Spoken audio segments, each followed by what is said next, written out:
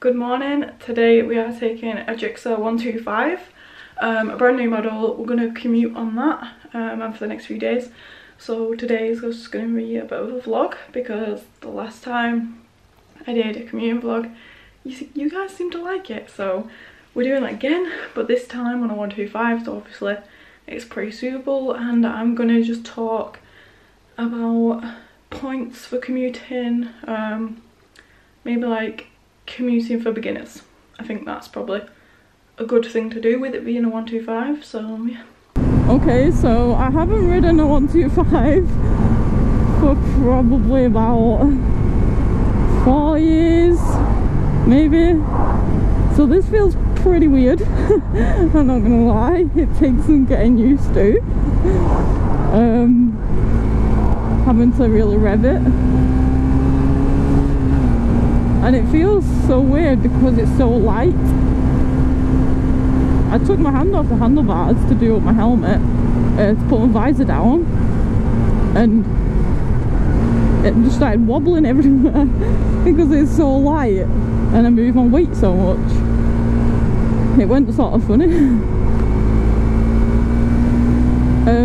Today's video, in case you didn't already hear, is going to be commuting for beginners, or that's what I'm going to attempt anyway.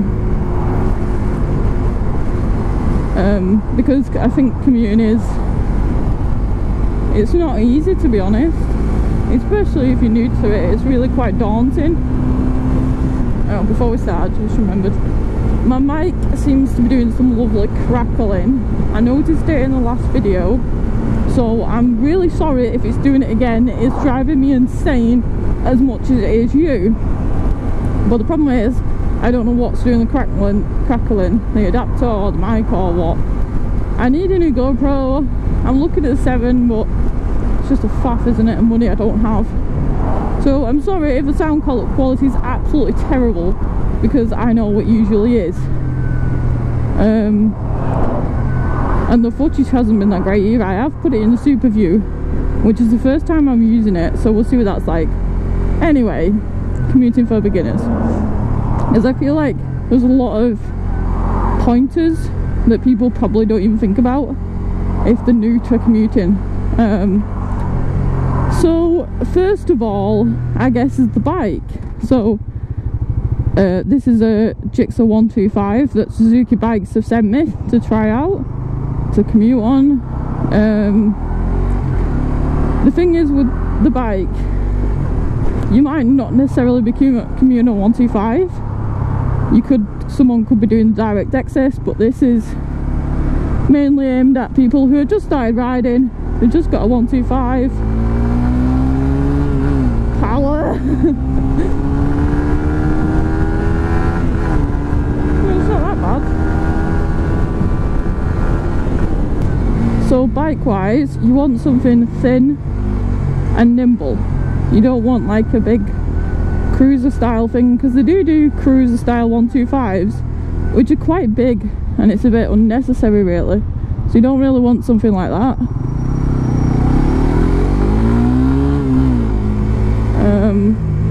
Come on, you idiot. I feel like I can still talk to you because I'm not going that fast. Yeah, so you want something thin and nimble. Something that's good on fuel, because a lot of people aren't actually interested in bikes. They just want something to get to work on because it's so much cheaper than a car. So much cheaper. This tank will probably last like 2 weeks or something stupid.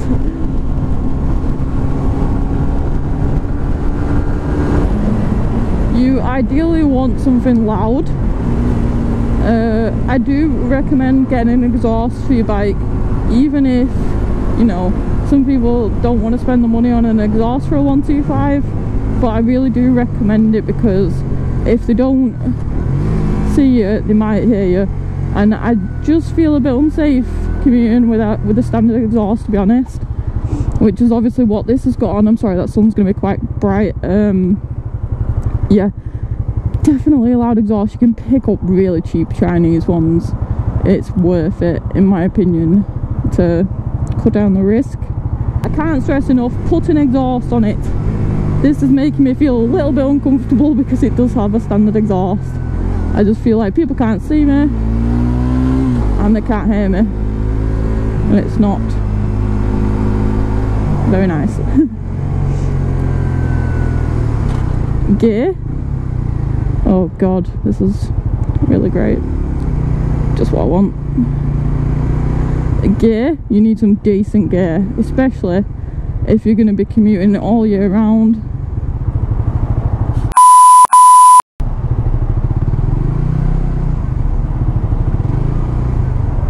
You need some decent gear, you need something that's going to keep you warm, and I do recommend high vis. I know it's a bit, speaking of high vis, where's he going? I know it's a bit you know, everyone sort of takes the mickey out of it, but if you're commuting in all year, all weathers, I definitely do recommend it. Again, it's just another thing to make them see you, so don't be ashamed to wear high vis just for the commute. You don't have to wear it in your own time when you're riding, you know. It's just and decent gear, waterproof, rucker, really good. I have a bunch of Icon stuff, but that's not waterproof, so I have a waterproof over jacket, and it is all black, which is a bit contradicting of what I've just been saying, but I really do recommend getting a bright colour. Doesn't have to be fluoro, just something bright. Same with the helmet, get a bright helmet. It's very easy for people to just get black because they don't want to stand out, but trust me, it might help you in the long run.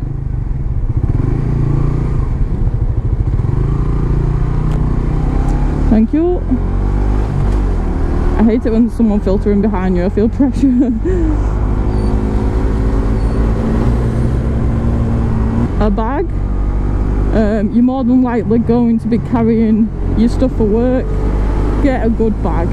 The amount of years I spent using a Fox backpack, which is probably about 30 quid, wasn't waterproof. It was crap. It was torn everywhere. The amount of years I spent using that and having to pull my stuff in a bin bag. Why? Why?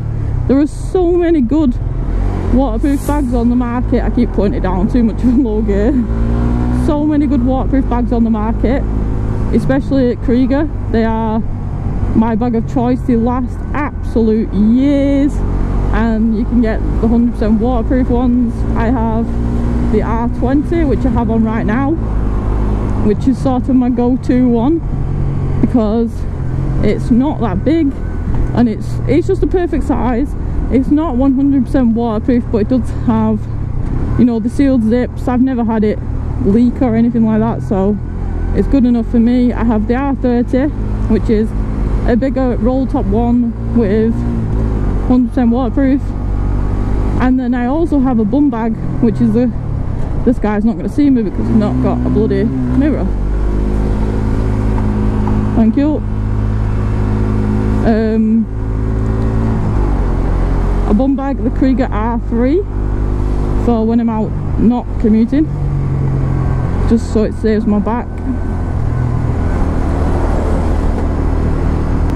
And then when it comes to filtering, again, going back to, you need to be seen. Put your lights on full beam. It might annoy people, but it's more chance of you being seen. So when filtering, I do generally ride with my lights on full beam.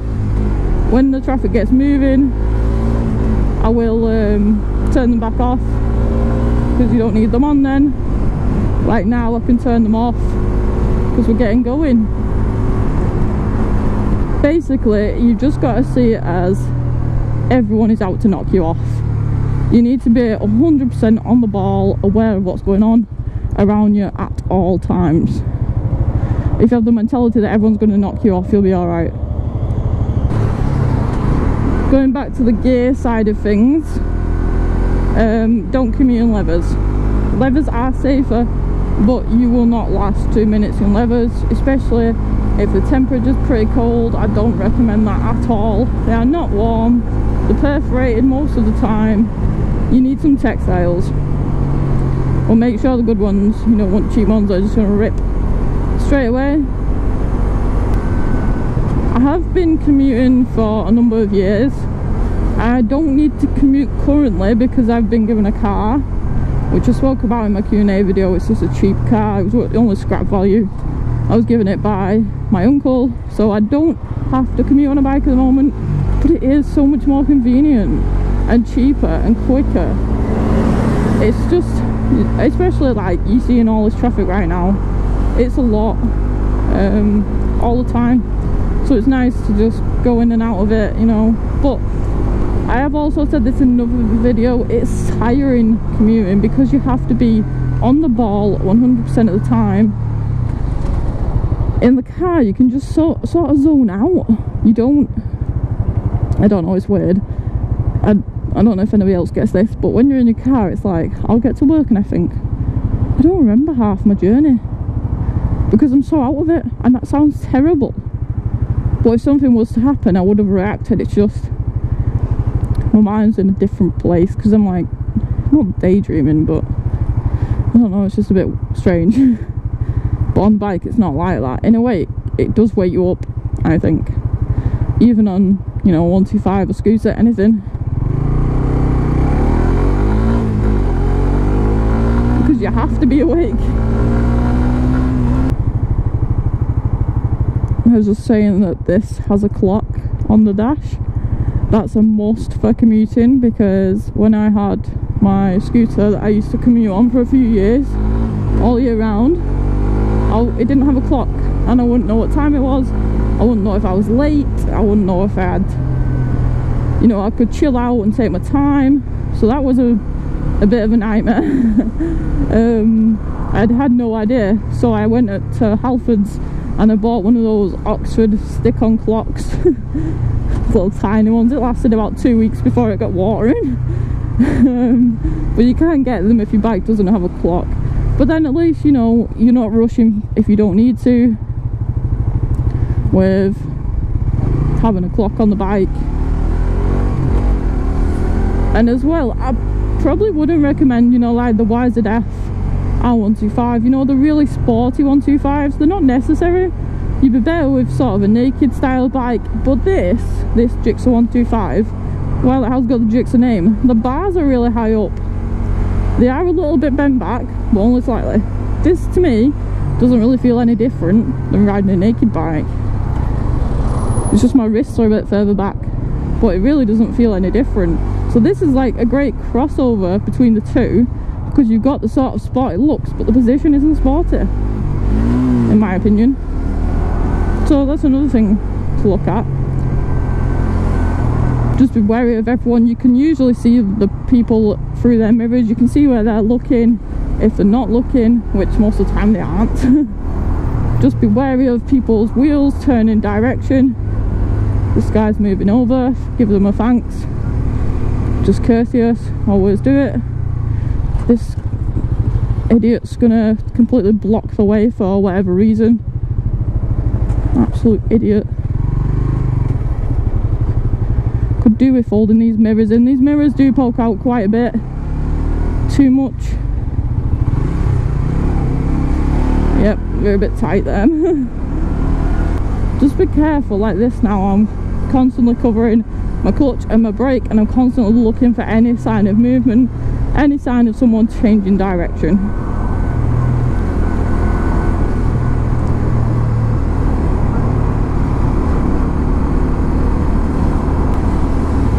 Helmet wise, I recommend a clear visor, unless you can take two with you, because sometimes I find in the morning the sun is in my eyes so badly and a clear visor would just not do it. But if it's winter, you're going to need a clear visor, because it's going to be dark when you sign off and dark when you're coming home. Obviously summer you'll be alright with a tinted visor, but generally clear visor. I have got a mirrored one on now, just because it's what's on my helmet. It's not dark and it won't be when I'm going home, because it's not quite winter yet, so this will do. What the hell, it's like slalom this. It's not the fastest off the line, but it's not bad. There was a little Chinese 125 behind me and I dusted him off the lights, so it can't be that bad. So yeah, basically the rule with filtering, be ready for anything and make yourself as visible as possible. Basically, some bikers do ride with the hazards on as well. You can do that. That's another thing, anything to capture attention basically. I've seen a few bikers on my commute to Manchester who put like little flashing lights on the bikes, you know, like on the cyclists, that sort of thing. I've seen that a few times, so you can do that.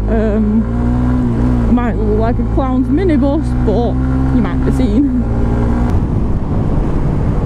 Put my light on full, get into position, ready to filter. This is busy. This is where I really need to watch for cars moving over, because that lane's not moving and this one is. So it's probably better to sit over this side. Thought he was going to then.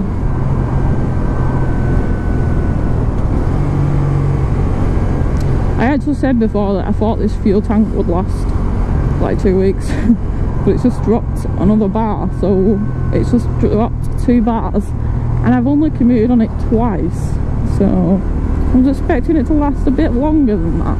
But this is brand new. It's only done 74 miles, so they're never that good on fuel when they're new, so we'll put it down to that and maybe it'll improve as we do some more miles.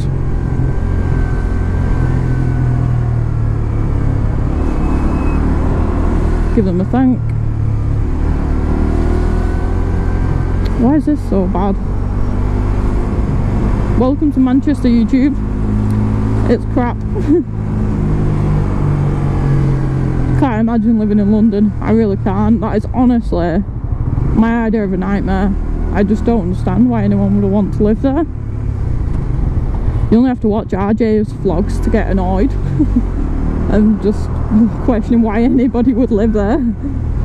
I know there's a lot of good things about it, but the traffic is enough for me to say no. Further down we can see someone indicating they've got to block the road, because that's what they do. They don't check or wait till there's a gap before they move over, because they're idiots and they're impatient.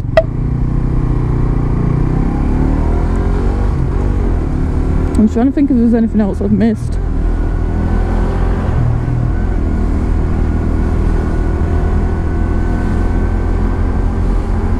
I can see there's a bit of a truck blocking the road there, and there's a bus on the other side. That's just it, sometimes you can't always make it through. There's not a lot we can do.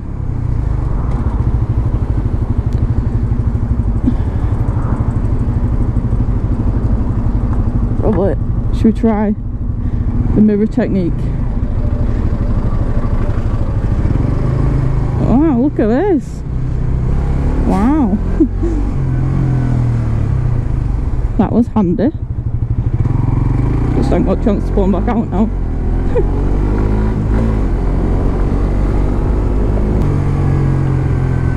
Watch for pedestrians crossing in between traffic directly in town like so. It's really bad around here for it, because they don't even think of bikes. You just see the traffic stops and think, oh, walk across. You don't even look half the time. I'm sorry if this video is a bit all over the place. I just keep remembering other stuff and I've already touched on that topic. I've enjoyed commuting on this bike though. Like I say, it's a cross between, you know, a little sport and a naked. So it's actually a really nice position. Like, I'm not aching or it's not awkward. I can see fine. Okay then. The mirrors do poke out a little bit too much, but I guess they have to get past your arms. But if you tuck them in, you can fit through almost anything, as I just proved. So that's good. But yeah, I've enjoyed riding it. It's not that slow. The acceleration isn't great compared to other 125s I've ridden, but it's not bad. It's enough, and I could happily commute on this every day. If I had the spare cash, I'd probably buy one to commute on, because I don't want to commute on my 209. I don't want to get it dirty. I don't want to worry about it getting stolen. Whereas with this, it's not as much to worry about, is it? And it's cheaper to run, so it does make sense. still got my light on full beam. Oops. I forgot. I hope this video has been pretty beneficial, informative, whatever, but who knows, you probably can't even hear me that well. So yeah, thanks for watching and I'll catch you next time. So I've just got back from work. I can't really vlog on the way home because the sun is directly in front and it's just ridiculous. What are you doing? China, 1 minute. It's okay. Yeah, the sun is, you know, oh my god, they never show me this much love usually. So yeah, you just wouldn't have been able to see much, neither can I. So yeah, I watched the footage back while I was at work to check it was okay. Yeah, I watched the footage back while I was at work, and the sound is a massive improvement. I think I've moved the mic further around towards the front of the mouthpiece where I could fit it, so it seems to be a lot better. So hopefully we're onto something. So I'm kind of excited to get this up now to show you that I'm not that terrible. All my other videos are terrible, but you know, we might actually be getting somewhere, so that's good. There's a few things I missed. The main one being is that car drivers get really annoyed that you can go through traffic, you can go faster than them, you can get to traffic lights before them. You just have to be careful because they're so butthurt about it at times, and it's pretty dangerous. Like, they'll move over to not let you in, and you know, I've had it where they've nearly knocked me off several times, like purposely try and knock you off just because you can get through traffic and they can't. They get really angry over it. So it's not just cars moving lanes, it's those type of idiots that you have to look out for as well. So just be wary, you know, because every single commute I'll get someone who moves over just to make my life harder. Angry car drivers who have serious issues with road rage, and they'll just, once you're past them, so they'll sit right close on your tail, so just be careful. It's pretty intimidating because you're on a bike and they're in a big steel cage, so yeah, you just gotta be careful. But I don't think there's anything else I've missed, but if you have any other tips, let me know in the comments and we can share them for beginners who might be watching this video. But the GSXR125 is pretty good. I like it. I could happily commute on that every day. I enjoyed riding it. It was fine. And it's got keyless start, which is crazy, like, for a bike. Again, thanks for watching. I hope this has been beneficial.